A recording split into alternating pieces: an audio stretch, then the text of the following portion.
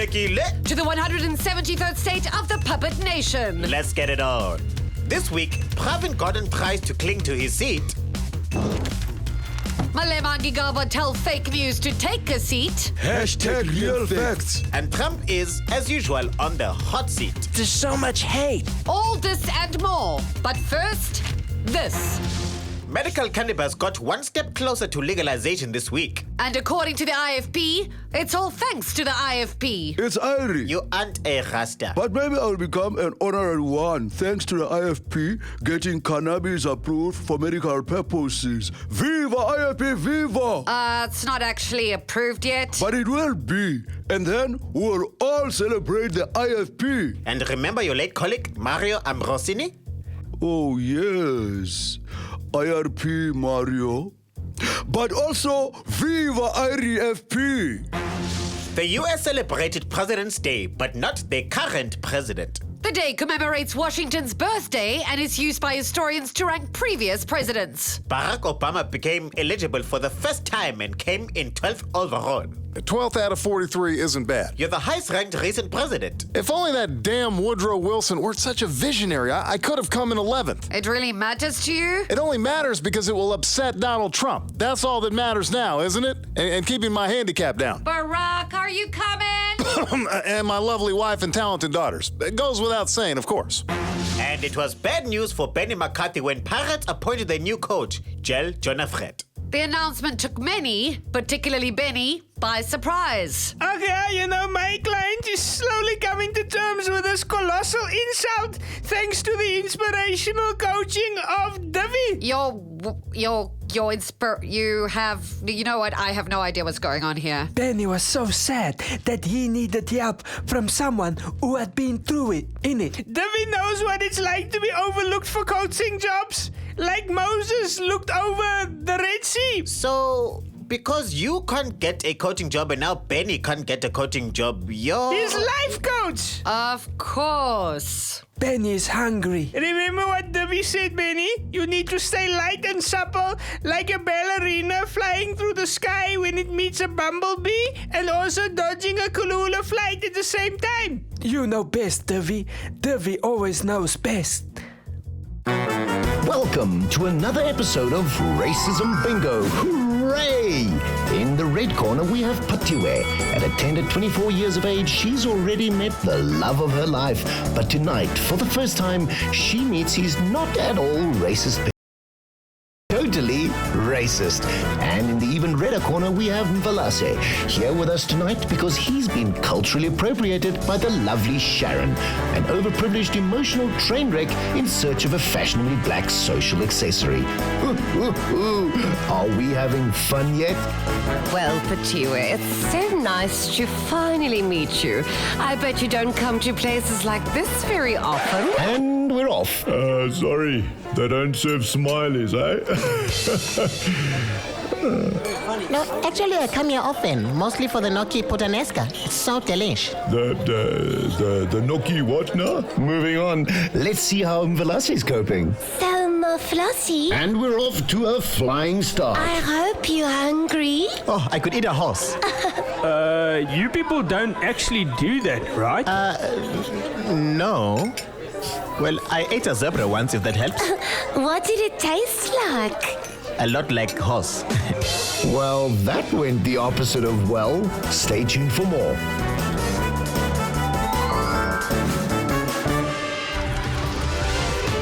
With Brian Molefe being confirmed for a position in Parliament, it seems President Jacob Zuma is all set to pursue a cabinet reshuffle. Rumors have circulated for months that the president has sought to replace Finance Minister Pravin Gordhan. And some say that Molefe's appointment is a final move in a drawn-out political maneuver. Can you imagine how hard it must have been for Gordhan to prepare a budget speech with all this happening? I have to talk about global growth. It's very important. Oh yes, also economic growth. Yeah, they're what percentages though, not 0.5% in 2016. Do you guys have to do this right now? We have to make space for the new guy. Well, what's all that construction noise? They building a Sabine for the new guy 2 streets down. Okay, where was I? 1.5 7% growth in 2017 to date. Oh, can't you just tell me at least who's taking this office? Sorry, we don't know. Unfortunately, sir, we must gonna need to take the desk now. Oh, It seems the Gupta family may have something to celebrate. This after former ESCOM CEO and alleged close friend of the Guptas, Brian Molefe, was confirmed by Parliament as soon-to-be MP.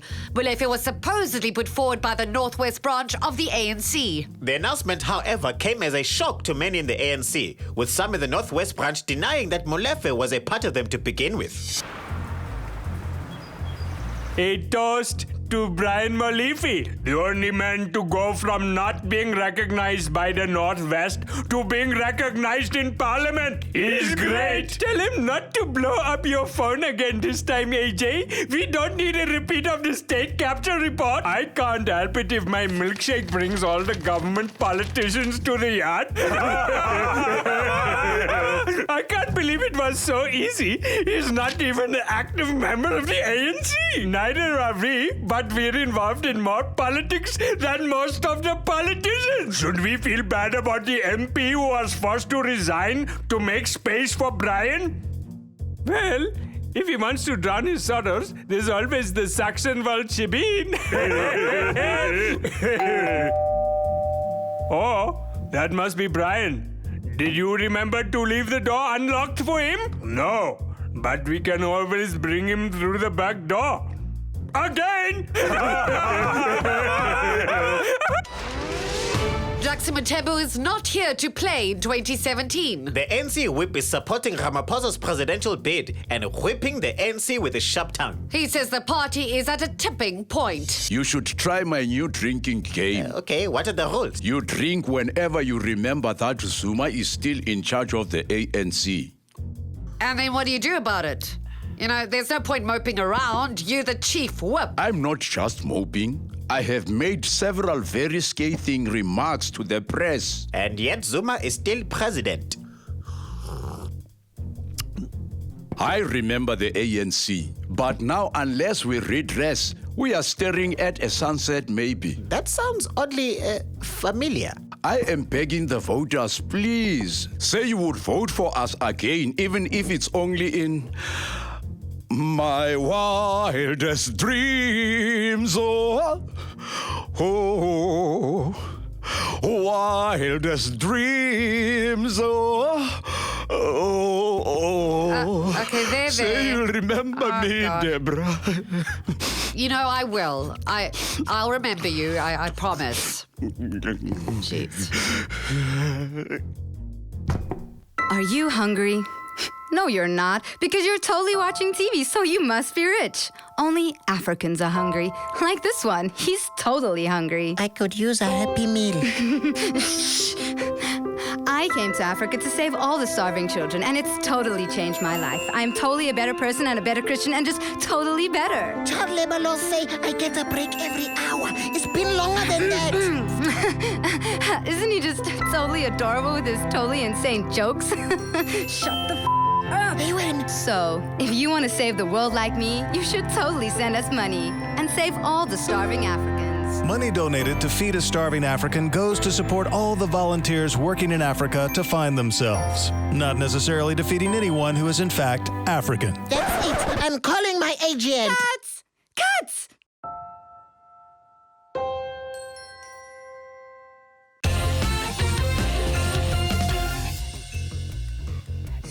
Pen.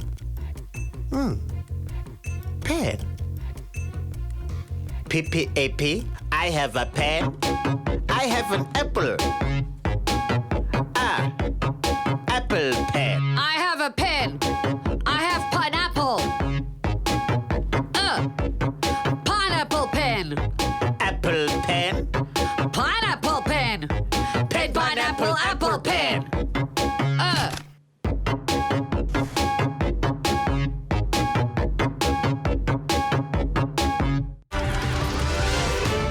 EFFCIC Julius Malema is fed up with fabricated stories regarding his private life, like his fake child. Another recent victim of fake news was Home Affairs Minister Malusi Gigaba. And so the Commander-in-Chief has teamed up with the Minister of Instagram to launch... #RealFacts. Fighting the evils of false information with truth. And if need be, hard hats. I thought we agreed to drop the hard hats. It's not part of our aesthetic. Oh, sorry. Force of habit. Mr. Malema, I clearly recall you dragging Mr. Gigaba in Parliament not too long ago. Now you're allies. Only till we get to the bottom of this tabloid rubbish about me deporting uncircumcised men and me having a Julius Jr. somewhere in Zimbabwe. Bloody agents! How's the campaign going so far? Any leads? Not yet, but our social media page is lit. 400k comrades and counting. He means followers. This is call for celebration. Real facts. Celebrating nothing but the naked truth. Don't forget to choose a great filter. Zimbabwean President Robert Mugabe is finally responding to Julius Malema's comments urging the president to relinquish power to the country's younger leaders. Malema did not hold back, arguing that Mugabe is not fit enough to handle a spade, let alone the responsibilities of leading a country. Mr. President, any truth to those bold words?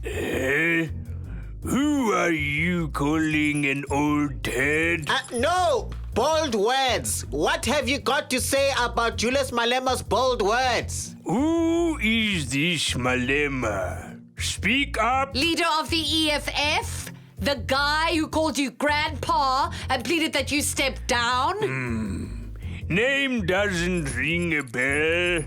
I don't think he's a grandchild of mine.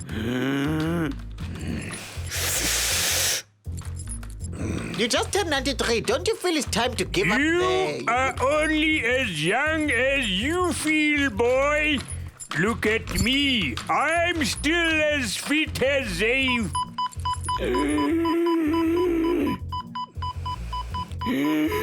Oh, time to change my tank. Oh, God, somebody help him. Grace! First Lady Grace! Who is this Grace? Oh, dear. Mr. Mugabe, are you okay? Mugabe? Who is that now? No wonder he can't think of anybody fit to run the country. He simply can't think of anybody. Kim Jong-un's brother was murdered last week, allegedly. But actually, it wasn't him. It was someone else. Allegedly. If he was allegedly killed, it was allegedly with poison delivered via means of a water pistol. But the woman pointing the pistol, allegedly, had no idea that there was anything other than water in it. Allegedly. Like that Cheeto ruler in the West, Donald Trump, once said, fake news, lies, said. But we said allegedly. A lot, so we covered. Water pistols are for fun only. They are the children's toys. Nobody is hating on water pistols. Just because one had poison doesn't mean that every single one will. Look, I will demonstrate. Minion, send me my minion. Oh, I have a terrible feeling about this. Minion, do you want to spray your face? Yes, dear reader. Thank you, dear reader.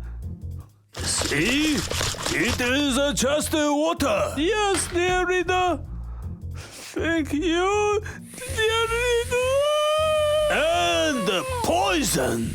Ha ha ha ha ha ha ha ha ha. Watch out, Trump. It works on orange cotton wool hair too. Ha.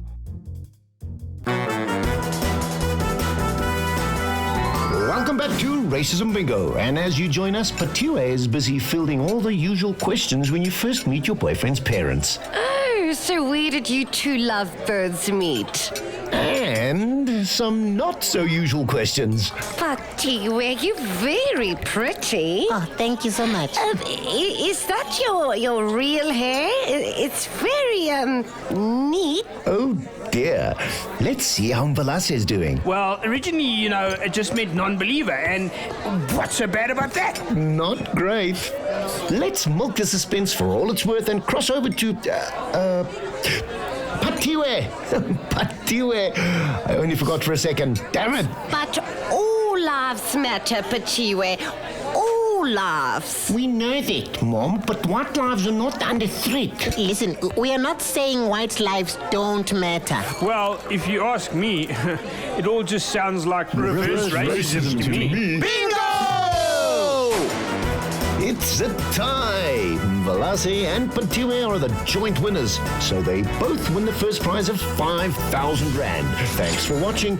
Join us next week for another thrilling episode of Racism Bingo.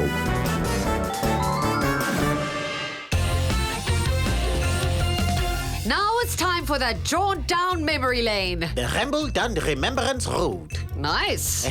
Thanks. Here's Rian. Ooh, Deborah, Justice. Even though I see you every week at the same time in the same place, it's always a pleasant surprise. Rian, you sweeter and cuddler than a teddy bear made out of candy floss. Hi, Rian. How are you today? Better than ever. Thanks, Justice. Every day, in every way, I'm getting better and better. That's my motto. Hey, that's a great motto. I'm going to write it down. Sure, Justice. Every day, in every way. Yes. Well, that's not really true, is it? What do you mean? Well, we're not getting better every day. We're just getting older. The Earth is getting warmer and our systems crumble a bit further. A more accurate motto would be, every day, in every way, I'm one step closer to death. Vrachis. Well, there goes all my happiness. Hey, don't shoot the messenger. It's not my fault that life sucks and then you die. And reporting on dead, stupid people is what Rian does best. So, Rian, when are you taking us today? Well, Deborah, it was 81 years ago that Adolf Hitler opened a manufacturing plant for the manufacture of people's cars, which we now know as Volkswagen. Let me take you back. Good evening, goeienaand. German Führer Adolf Hitler opened a motor vehicle manufacturing facility in Saxony today.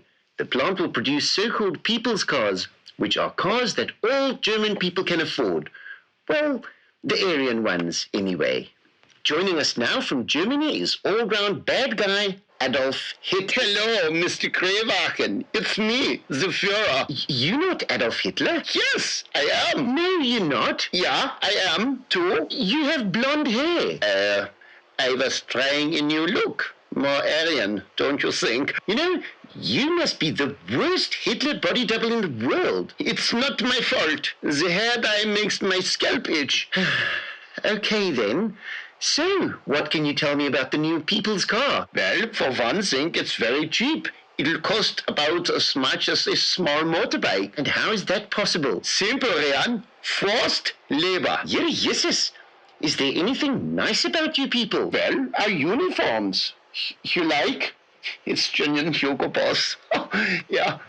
Oh, schön. Ach, sis, man. You people. Hey now, Rian. Just because we're Nazis, that's no reason to be racist. Yeah? What's wrong, honey? I don't know. I think I know what the problem is. Are you wearing a tampon? No, but, Mom, I'm not on my period right now. So? Haven't you seen the ads? Wearing a tampon gives you energy. It gives you confidence. Now quickly, tell me your phone number. It's very important. Oh, okay. Sure. When you wear a tampon, you always look good in white. Most of all, remember, wearing a tampon makes you irresistible to men. Oh, you look amazing. It's just my tampon.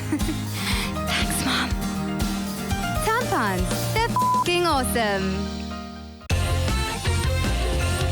NASA held a conference about exoplanets this week. The potential to sustain life outside our solar system? I only mention it because if Trump continues down his path, hey, we might need to make a swift exit. Ah, good point. I'll download the podcast and get some pointers. In the meantime, let's cross to Scott at our US desk.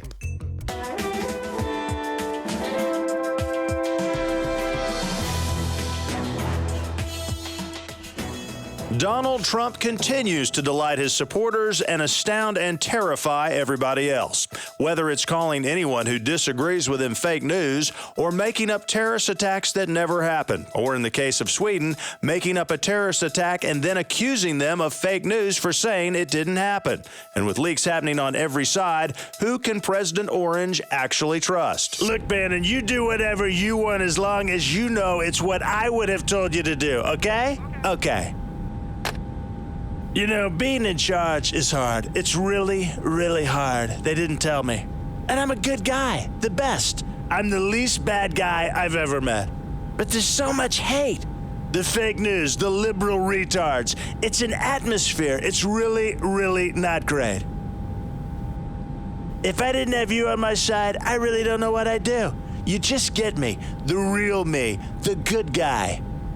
From now on, you're my chief advisor. I'd like to see the lying media try and get a leak out of you.